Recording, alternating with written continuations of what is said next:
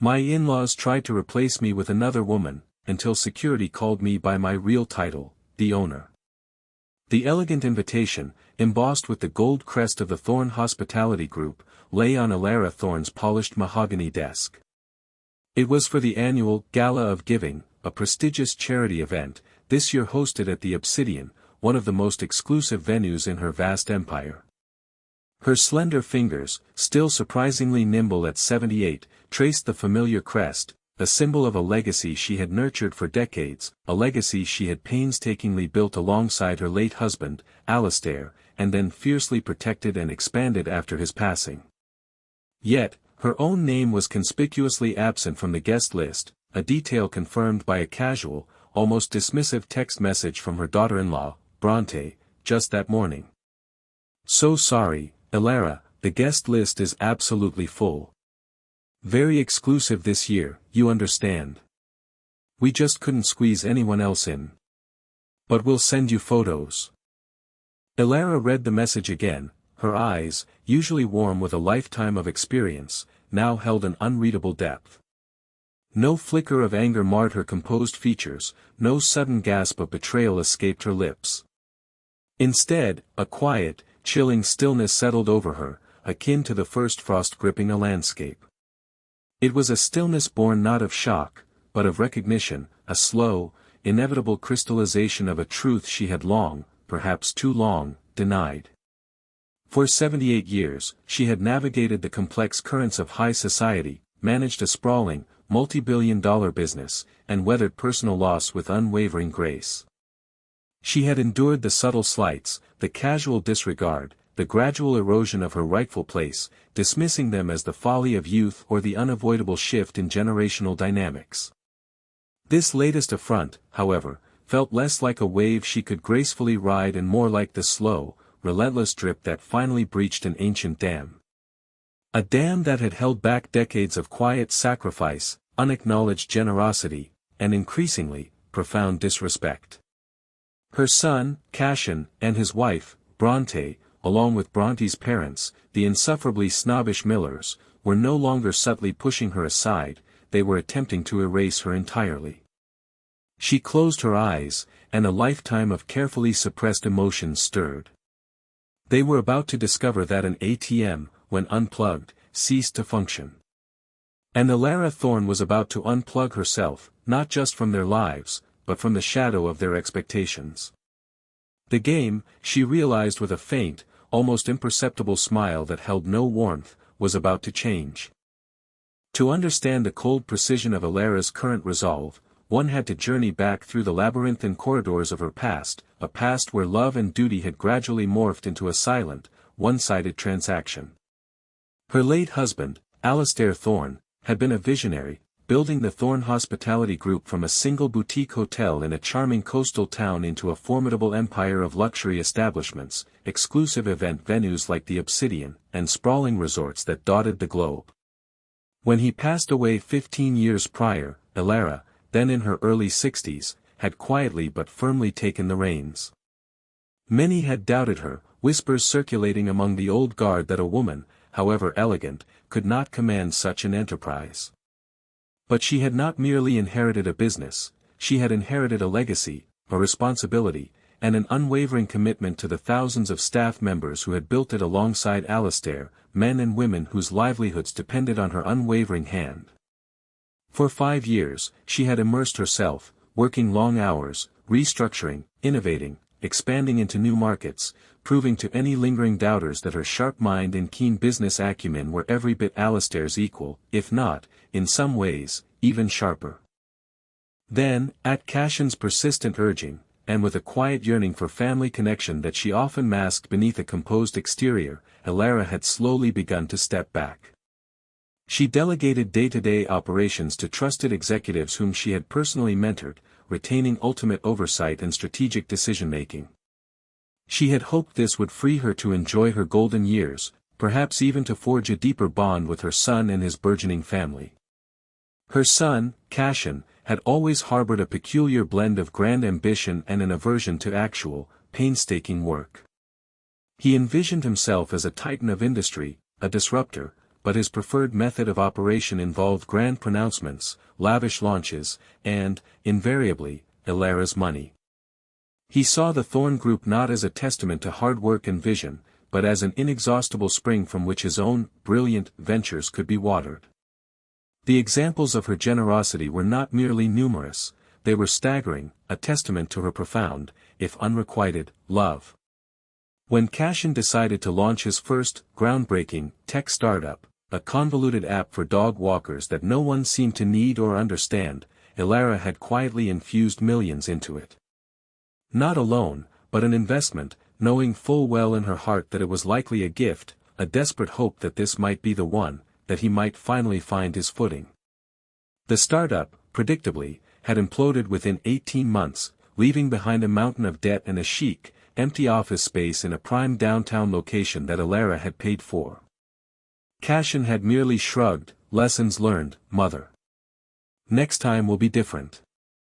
There were always next times, each more extravagant and less successful than the last, each funded by Elara's silent coffers, each one a fresh disappointment she quietly absorbed. Their homes were another testament to her endless purse, monuments to their entitlement. Cashin and Bronte lived in a sprawling mansion in Bel Air, the most exclusive part of the city, a property Elara had not just provided the substantial down payment for, but had also quietly paid the property taxes and often, the monthly mortgage payments during Cashin's various, cash flow issues, which seemed to be a permanent state of affairs. There was also their summer retreat, a beachfront villa in Coronado, on the coast, a stunning property that Elara had purchased outright for them as a housewarming gift. Bronte had decorated it with an interior designer flown in from Paris, a whimsical, avant-garde style that seemed wildly impractical for a beach house, all on Elara's corporate credit card, of course. Elara had seen the bills, the exorbitant fees, and had merely sighed, adding them to the growing tally of their unearned luxuries. The Thorne grandchildren, 2 boys and a girl, were equally accustomed to a life of unearned luxury, shielded from any concept of financial reality. Their education, from elite private schools to prestigious universities abroad, was entirely Elara's burden. She had paid for tuition, accommodation, lavish living allowances that far exceeded their needs, and endless trips home on private jets, chartered at a moment's notice.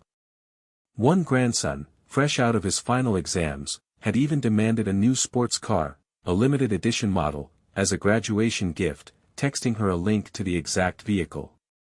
Elara had promptly bought it, despite the astronomical price, hoping for a genuine hug, a heartfelt thank you, a moment of connection that transcended the financial. Instead, he'd sent a curt text, "THX, Gran. It's sick." The words had stung, a familiar ache of disappointment she quickly suppressed.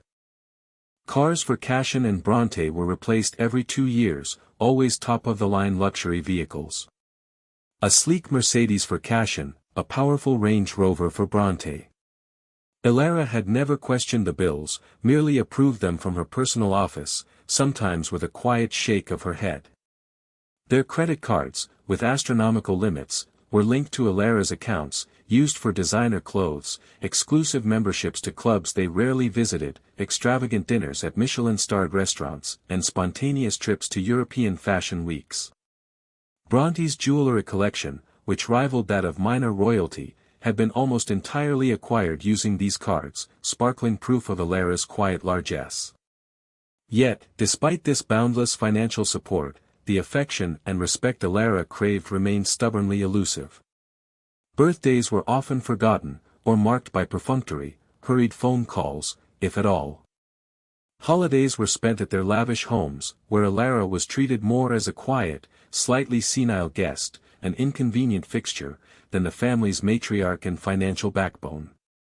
Bronte, with her perfectly coiffed hair and dismissive smile, would often openly discuss her plans for the Thorne empire, as if it were already hers, dismissing Elara's insights with a patronizing pat on the arm. "Oh, Mother Thorne," she would simper, "you don't need to worry your pretty head about these things. The business world has changed so much since your day. It's all about disruption now, darling, things you wouldn't understand."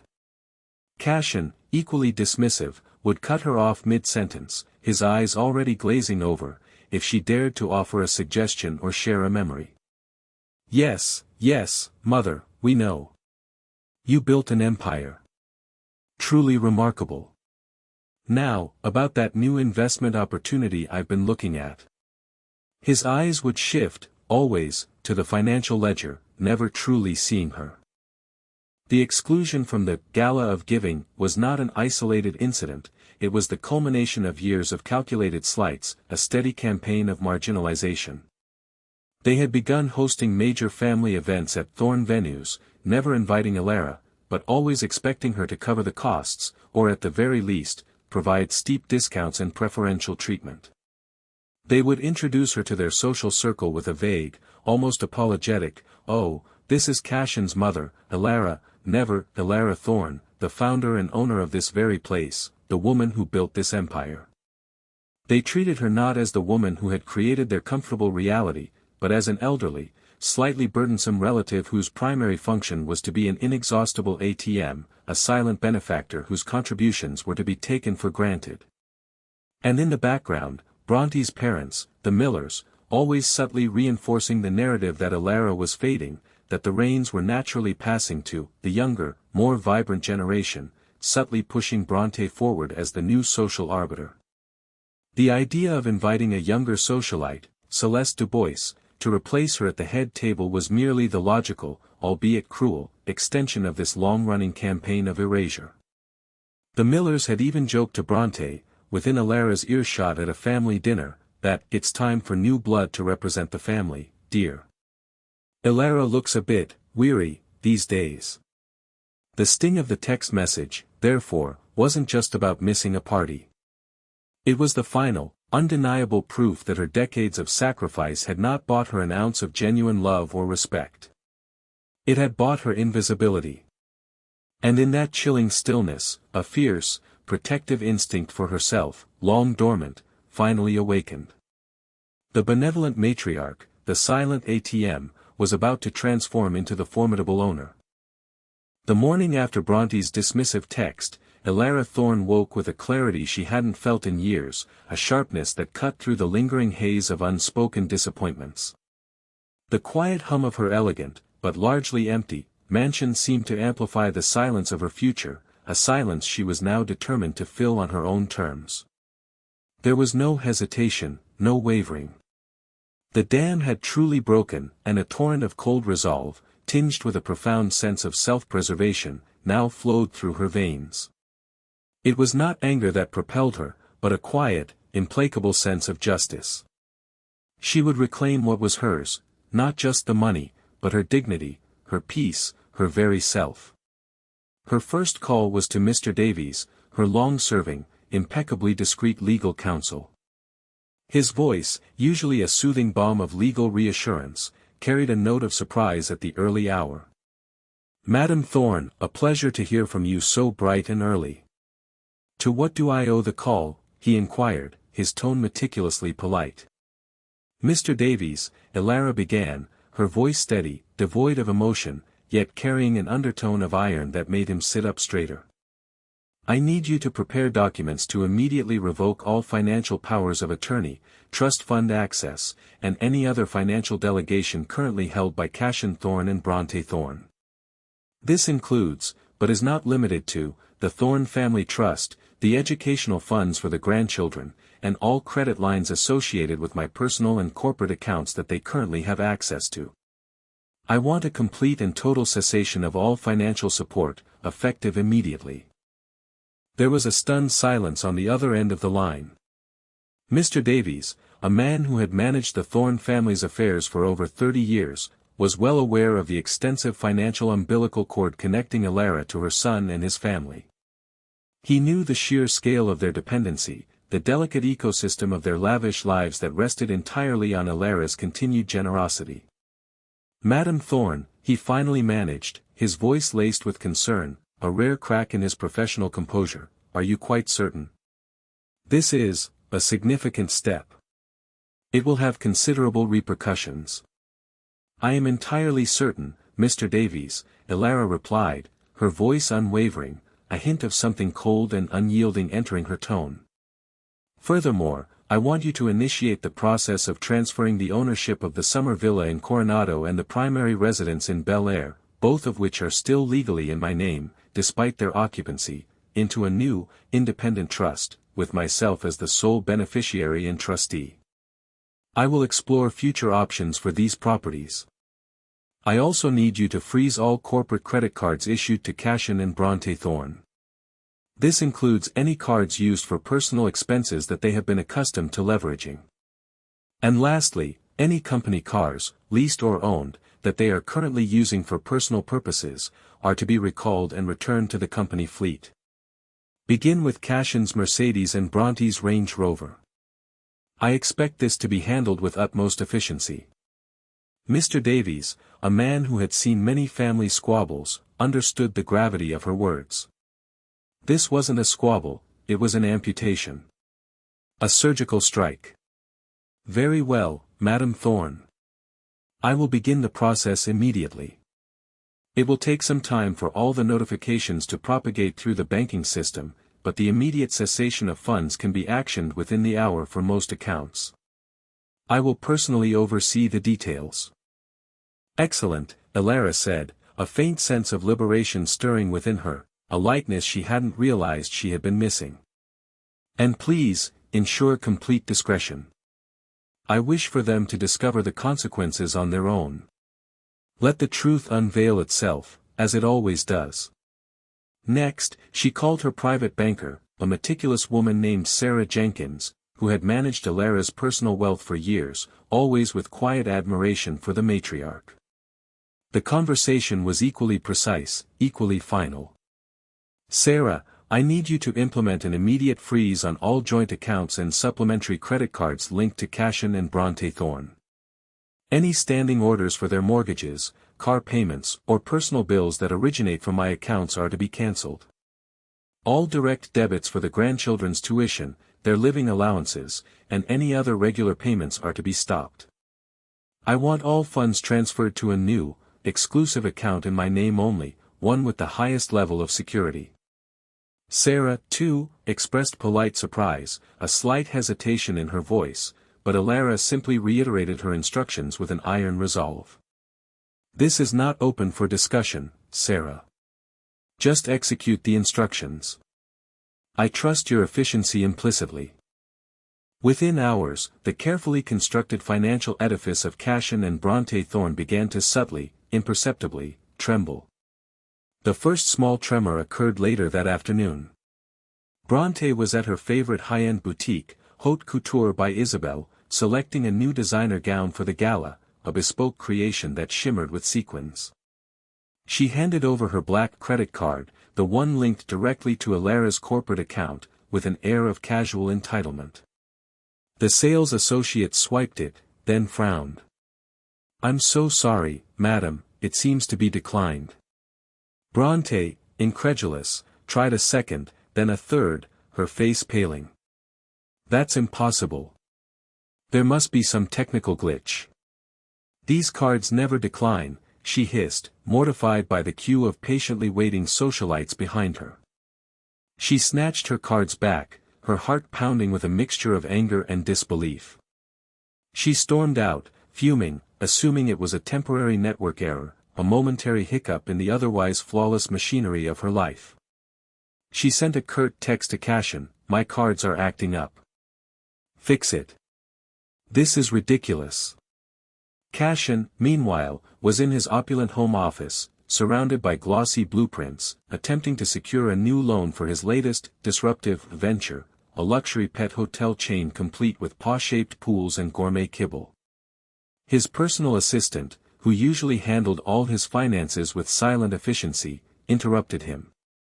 "Mr. Thorne," the assistant said, a note of unease in her voice, "there's a notification regarding your Mercedes. The lease payment hasn't gone through. They're saying the account is empty. And your Range Rover also has an issue." Cashin frowned, irritated, running a hand through his perfectly styled hair. "Empty? That's absurd. Mother always handles that. Call her." It's probably just a miscommunication, a temporary administrative oversight. But Elara's phone, after ringing once, went straight to voicemail, as it had for Bronte. Cashin tried Bronte. She was equally flustered, her voice shrill with indignation over her credit card experience. "This is ridiculous. What is going on, Cashin? Your mother is clearly trying to sabotage us. She's probably just being difficult because we didn't invite her." The small tremors became larger, more frequent. The next morning, the domestic staff at their mansion, the head housekeeper, the private chef, the gardener, whose salaries were usually paid by a direct deposit from Elara's account, called in a panic. Their payments hadn't arrived. Then came the notification from their own personal checking account, it was overdrawn, the regular infusions from Elara's accounts abruptly ceased. The grandchildren called, distraught, their lavish allowances suddenly missing. One of them, studying in London, found his rent payment rejected, facing immediate eviction from his luxurious flat. Another, whose sports car Elara had bought, was pulled over for unpaid registration, the car eventually impounded. Panic began to set in, cold and sharp. Cashin called Mr. Davies, his voice tight with desperation, abandoning all pretense of composure. "Mr. Davies, this is Cashin Thorne. You need to tell me what's happening. My mother just publicly disinherited us. Is this even legal? She can't just cut us off. We have children." Mr. Davies's voice was calm, almost bored, as if reciting a well-rehearsed script. "Mr. Thorne, as I informed you earlier, Madame Thorne has every legal right to manage her assets as she sees fit. All financial instruments were solely under her discretion, or had powers of attorney that she has now unequivocally revoked. As for the properties, they are legally in her name. You were merely occupants, granted residence at her discretion. I advise you to review the notice to vacate, which will be served to you by courier first thing in the morning. I am legally bound to act on Madame Thorne's instructions alone." He then politely hung up, leaving Cashin staring at his phone in disbelief, a chilling emptiness spreading through his chest. Bronte, in a fit of mounting rage, tried calling Elara directly, leaving increasingly desperate and angry voicemails. "Mother Thorne, what is the meaning of this? Our cards are declined. The housekeepers haven't been paid. The children are calling us in tears. Are you trying to sabotage us? This is absolutely unacceptable. You can't just do this to your own family." Elara listened to the voicemails, each one more shrill than the last, with a detached sense of calm, as if observing a fascinating, if unpleasant, scientific experiment. The cracks were appearing in their carefully constructed facade. The entitlements were being exposed, peeling away like old paint. And she felt a nascent sense of satisfaction, not vindictive, but profoundly just. The quiet strength within her solidified, ready for the main event, the public unveiling of truth. The air at the Obsidian was thick with the scent of lilies and privilege, an intoxicating blend of wealth and social ambition. Chandeliers dripped crystals from the soaring ceilings, casting a soft, golden glow on the city's elite, all impeccably dressed in their finest, their laughter echoing like the delicate clinking of expensive champagne flutes. Cashin and Bronte Thorne, flanked by Bronte's parents, the Millers, Evelyn, her face a mask of perfectly applied confidence, and Richard, puffed up with self-importance, moved through the room with an almost regal air. They basked in the glow of the event they had meticulously orchestrated, accepting congratulations and thinly veiled flattery. They were, in their minds, the hosts, the true inheritors of the Thorne legacy, ready to cement their place at the apex of the social pyramid. At the opulent head table, where Elara's place should have been, sat a younger woman, a renowned socialite named Celeste Dubois, whom Bronte's mother, Evelyn Miller, was introducing with almost breathless reverence to a powerful venture capitalist.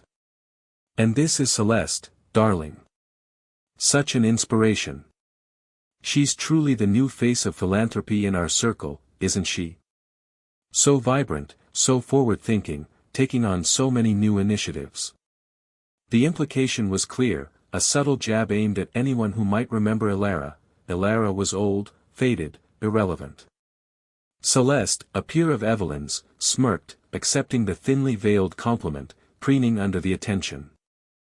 Elara Thorne, meanwhile, arrived unannounced, driven by her loyal, long-serving chauffeur, Thomas. He had served the Thorne family for 40 years, witnessing Elara's quiet grace and the escalating disrespect from Cassian and Bronte. He pulled up to the grand entrance, his eyes meeting Elara's in the rearview mirror, a silent understanding passing between them. She wore a gown of deep emerald green, its elegant lines accentuating her still regal posture, chosen not for extravagance, but for its quiet power. Diamonds, not borrowed or newly bought, but pieces from her own collection, passed down through generations of strong Thorne women, sparkled at her throat and wrists. Her silver hair was styled in a classic chignon, and her eyes, usually soft with a lifetime of kindness, held a steel that few had ever witnessed, a formidable resolve born of righteous indignation. She walked into the grand ballroom with an almost ethereal grace, a ghost from the past materializing in the present, perfectly composed, perfectly powerful. A ripple went through the crowd as a few older guests, those who remembered the active, formidable Elara Thorne, paused, their conversations dying on their lips. They recognized the aura of quiet authority she exuded. Cassian, catching sight of her from across the room, felt a jolt of pure, unadulterated panic, a cold dread seizing his gut. "Mother? What is she doing here?" he hissed at Bronte, his voice barely a whisper. Bronte's face hardened, her perfectly made-up features twisting into a mask of fury. "I told her the guest list was full. The absolute nerve of that woman. She's trying to ruin our night," she muttered, clutching Cassian's arm. Before they could react, a young, eager security guard, new to the Obsidian's elite events, a fresh recruit named Jenkins, stepped forward, blocking Elara's path. He had been given strict instructions regarding the guest list. "Madam, I'm sorry, but this is a private event. May I see your invitation?" he asked, his voice firm, if a little nervous under her steady gaze. Elara merely looked at him, her gaze calm but piercing, assessing him instantly. "I assure you, young man, I don't require an invitation to enter my own establishment," she stated, her voice clear and resonant, without a hint of arrogance. The guard, confused, became more insistent, his training kicking in. "Madam, with all due respect, I have a list of all approved guests, and your name is not on it. I'm afraid I must ask you to leave, or I will have to escort you out." He gestured subtly to another guard nearby, preparing to enforce the rules. It was at that precise moment that Bernard, the head of security for the Thorne Hospitality Group, a man who had served the company for over 30 years and remembered Elara's tireless work alongside Alistair, her dedication, her fairness, emerged from the shadows. Bernard had watched Elara's quiet withdrawal with a heavy heart, witnessing the Thorne family's casual disrespect, their almost deliberate attempts to sideline her. His eyes widened slightly as he recognized her, and a flicker of profound respect, mingled with understanding and a burgeoning loyalty, crossed his face. He quickly strode forward, his imposing figure intercepting the younger guard. "Stand down, Jenkins," Bernard's voice boomed, cutting through the murmurs of the crowd, silencing them instantly. He turned to Elara, a deferential bow in his posture, his respect palpable. His voice, usually gruff, softened with deep reverence, carrying clearly across the suddenly hushed ballroom, drawing every eye. "Madam Thorne. It is an honor to see you, ma'am. We had not been informed of your arrival." He then turned to the entire room, his voice rising, clear and resonant, his gaze sweeping over Cassian and Bronte, a silent condemnation in his eyes, before returning to Elara with unwavering loyalty. "Ladies and gentlemen, allow me to correct a grave oversight. This is Madame Elara Thorne." His voice boomed with pride and conviction. "The true, and only, owner of the Obsidian. And indeed, of the entire Thorne Hospitality Group." A collective gasp swept through the room, a wave of stunned realization. The clinking of glasses ceased entirely. All eyes, now, were riveted on Elara. Cashin and Bronte, their faces ashen, looked like deer caught in headlights, their carefully constructed facade of composure crumbling. Evelyn Miller, Bronte's mother, choked on her champagne, her usually immaculate expression contorting in disbelief. Celeste Dubois, the supposed new matriarch of philanthropy, suddenly looked very small and insignificant, her smirk replaced by a look of bewildered discomfort. Elara's gaze, cool and unwavering, swept over her son and daughter-in-law, a lifetime of unspoken truths held within their depths. She took a slow, deliberate breath, and her voice, though quiet, resonated with an undeniable authority that filled the stunned silence, each word landing with precise, devastating impact. Indeed, Bernard. Thank you for clarifying. It seems some members of my family have been under the mistaken impression that I had retired entirely, relinquishing my responsibilities. A rather convenient narrative for them, I imagine. She then turned her focus to Cashin and Bronte, her eyes piercing through their carefully constructed facade of entitlement. Cashin, Bronte. And the Millers. Her gaze flickered to Evelyn and Richard, now visibly cowering. I believe there has been a considerable misunderstanding regarding my continued involvement in your affairs. And, perhaps more importantly, my continued ownership of what you believed was yours. Her voice gained strength, each word a hammer blow, delivered with chilling precision. For decades, I have quietly funded your lavish lifestyles. The home you occupy, Cashin, is legally mine, as is the summer villa. The cars you drive, the education your children receive, all provided by me, out of a misguided hope for genuine family connection and respect. She paused, her gaze sweeping over the horrified faces of the Millers, who now looked desperate to disappear. A respect that has been conspicuously absent. Instead, I have received exclusion, dismissal, and the ultimate insult of being deemed irrelevant in the very empire I inherited and expanded with my own sweat and tireless effort. Her voice dropped to a level that forced everyone to lean in, to strain to hear, making her words even more impactful, more intimate in their devastation. Consider this an official announcement.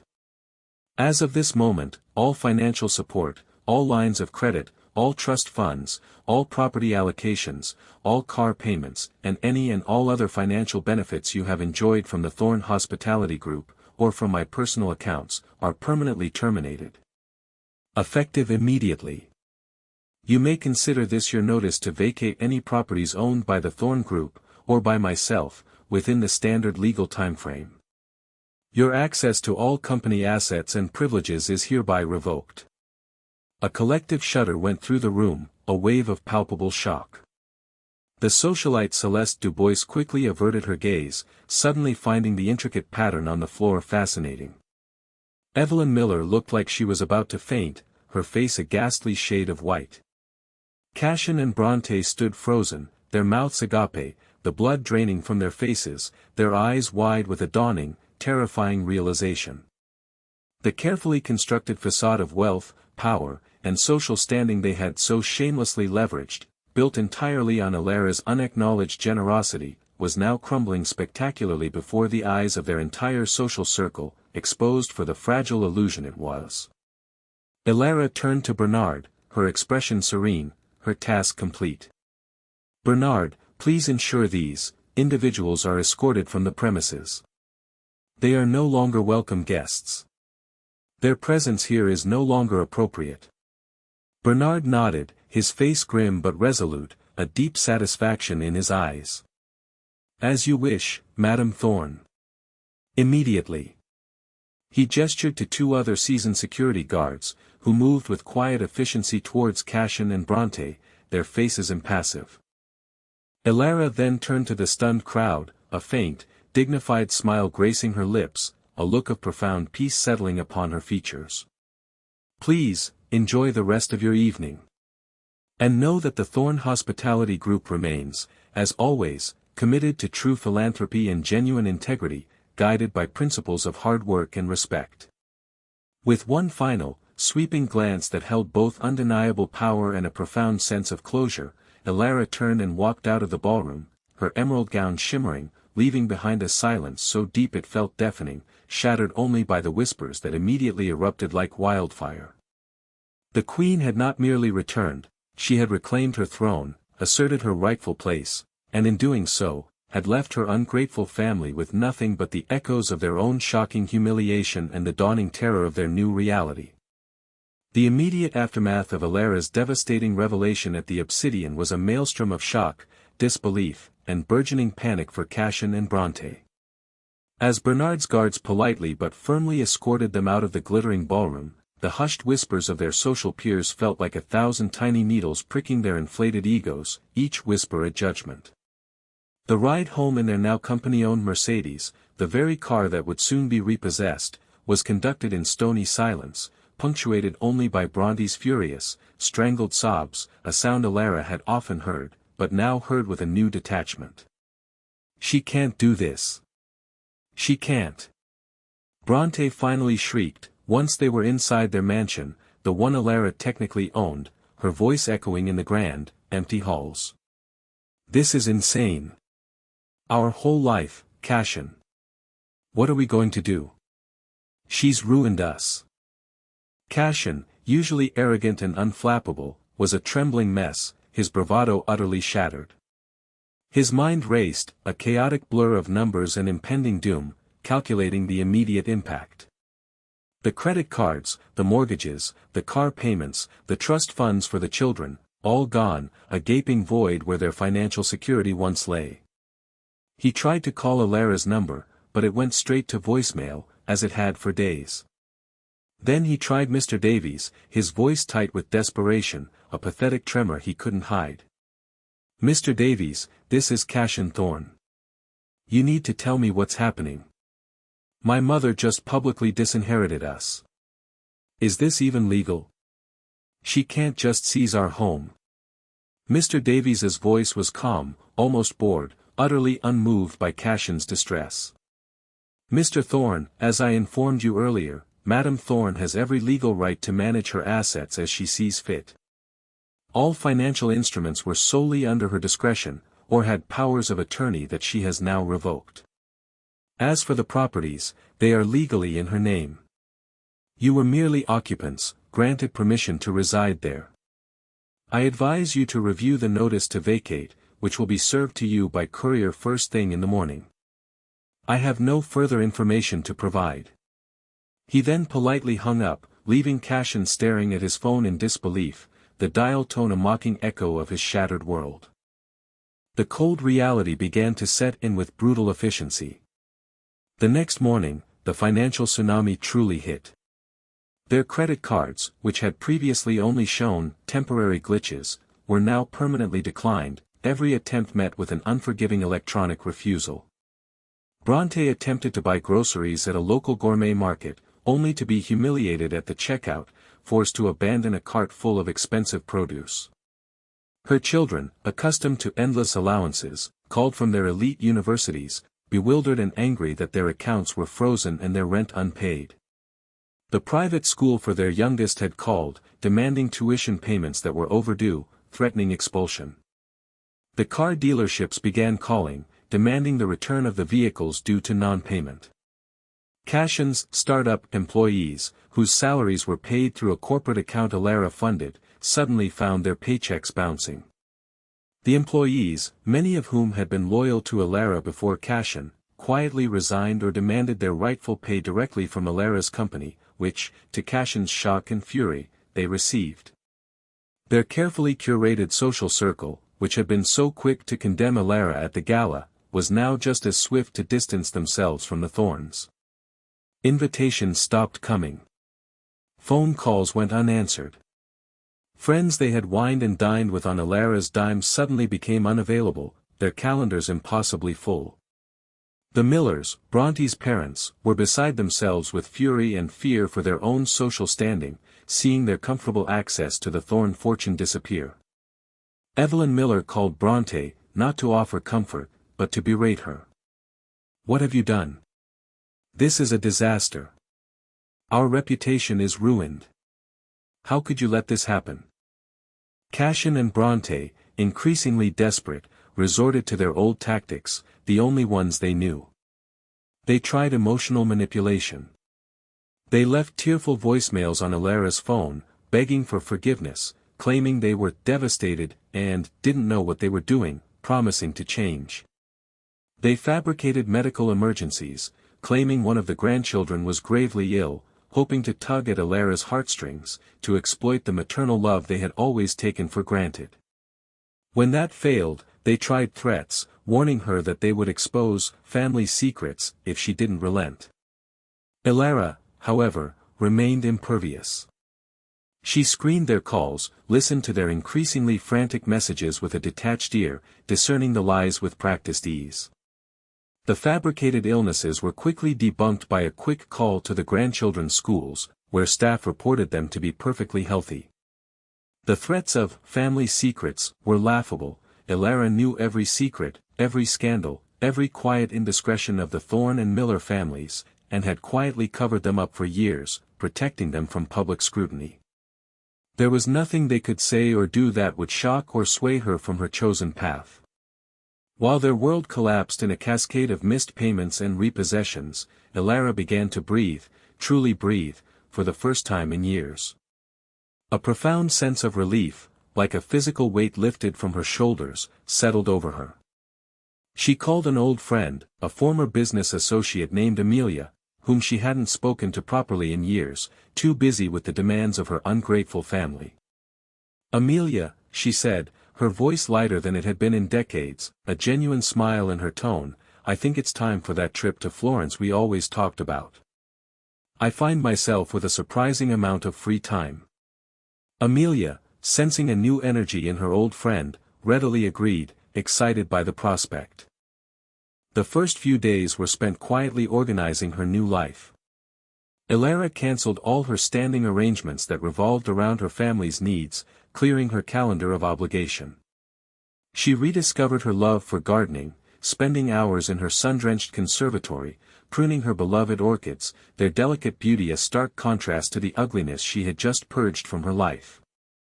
She began reading books she had put off for years, losing herself in stories that transported her beyond the confines of her gilded cage. The mansion, once filled with the ghosts of unfulfilled expectations and the echoes of her family's incessant demands, now felt like a sanctuary, a quiet haven of peace.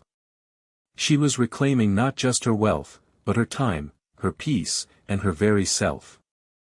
The panic of her family was a distant, almost abstract hum, barely registering against the quiet symphony of her newfound freedom, a freedom she had earned through decades of unacknowledged sacrifice. Months later, the dust had settled, revealing two starkly different realities, two lives diverging completely. Elara Thorne's life had blossomed into a vibrant tapestry of rediscovered joy and purpose. She had indeed gone to Florence with Amelia, spending weeks exploring sun-drenched art galleries, savoring authentic Italian cuisine in charming trattorias, and simply enjoying the companionship of a friend who valued her for who she was, not for what she could provide. Upon her return, she had embraced her role as the true owner with renewed vigor, not by micromanaging, but by guiding, investing in her loyal staff and directing her philanthropy to causes she genuinely cared about, those that truly uplifted people, not just enriched them. She established a new foundation, dedicated to supporting young talent in the hospitality industry, providing scholarships and mentorship programs to bright, ambitious students who understood the value of hard work. The Thorne Hospitality Group, under her renewed, decisive influence, saw record profits, its reputation for integrity and excellence soaring higher than ever.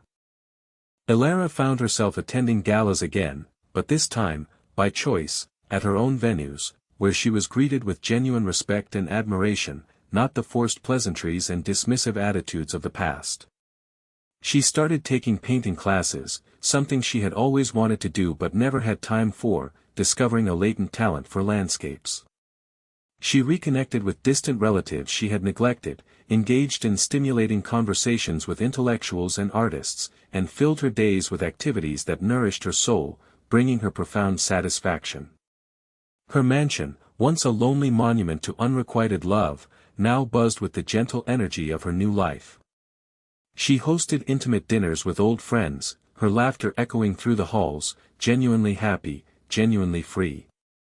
The wealth she had once spent trying to buy affection was now being used to cultivate true happiness, both for herself and for others who genuinely deserved it, those who sought to build, not just consume. The Thorne family, however, had been forced to confront the harsh, unyielding reality of life without Elara's financial lifeline. Their mansion, the epitome of their borrowed grandeur, had been quietly sold, the proceeds going back into Elara's new trust, where they would be used for philanthropic endeavors. Cashin and Bronte had been forced to move into a modest, rented apartment in a less desirable part of the city, a stark contrast to their previous opulence. Their luxury cars had been repossessed, replaced by a single-use sedan that sputtered and groaned. Cashin, utterly devoid of any real marketable skills beyond making grand pronouncements and spending money, floundered spectacularly. His start-up ventures, lacking Elara's endless capital, crumbled one by one, exposed as hollow concepts. He attempted to get a real job, but his entitled attitude, his complete lack of work ethic, and his inflated resume made him unemployable in any meaningful capacity. He eventually found a low-level administrative position at a struggling firm, a bitter pill to swallow for a man who once envisioned himself a CEO, always complaining about the unfairness of it all. Bronte, equally unprepared for a life without constant luxury, struggled immensely. Her designer wardrobe sat largely unworn in their cramped apartment, her social invitations ceased, and her friends, the ones who had flocked to her for the perks of Elara's wealth, had vanished entirely, their loyalty as thin as the credit Elara had once extended. She tried to leverage her connections, but without the Thorne name and money behind her, she was dismissed as a social climber with nothing to offer. She eventually took a job in retail, a complete shock to her system, where she learned, for the first time, the value of $1 earned and the meaning of humility. The grandchildren, too, faced a rude awakening. Their elite university education had abruptly ended, the tuition payments ceased. They were forced to take out student loans, find part-time jobs, and learn to manage their own finances, a concept entirely foreign to them. The initial anger and resentment towards Elara had slowly, painfully, begun to morph into a grudging understanding, and for some, even a nascent appreciation for the hard work their grandmother had done, the sacrifices she had made. They were learning, the hard way, the true cost of entitlement and the value of self-reliance. Their relationships with Cashin and Bronte became strained, as the parents, consumed by their own financial woes, had little left to give, emotionally or materially. The moral of Elara's story echoed loudly through the halls of the Thorne Empire, a testament to the enduring truth that love and respect cannot be bought, only earned. For decades, Elara had poured her heart and her fortune into a family that saw her only as a means to an end, a bottomless well. But in reclaiming her own worth, in severing the chains of obligation and unrequited affection, she had not only found her own profound freedom and happiness but had also, inadvertently, forced her family to learn the invaluable, painful lesson of self-reliance. True prosperity, Elara had discovered, was not measured in the size of one's bank account, but in the depth of one's self-respect and the genuine connections one cultivated. And sometimes, the kindest thing one could do for those who took you for granted, was to stop giving them anything at all. Thank you for joining us for Elara's incredible journey of reclaiming her power and finding true liberation. Her story is a powerful reminder that sometimes, setting boundaries is the greatest act of self-love, and that true respect must be earned, never simply expected.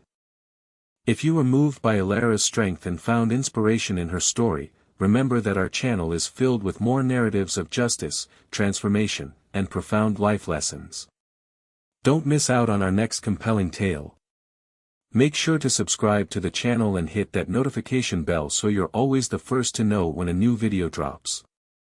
And now, we want to hear from you. Have you ever experienced a similar act of ingratitude or disrespect in your own life? How did you handle it? Or, if you were in Elara's shoes, what would you have done differently? Share your thoughts and experiences in the comments below. Your insights and stories are a vital part of our community. Until next time, stay strong, stay true to yourself, and remember your worth.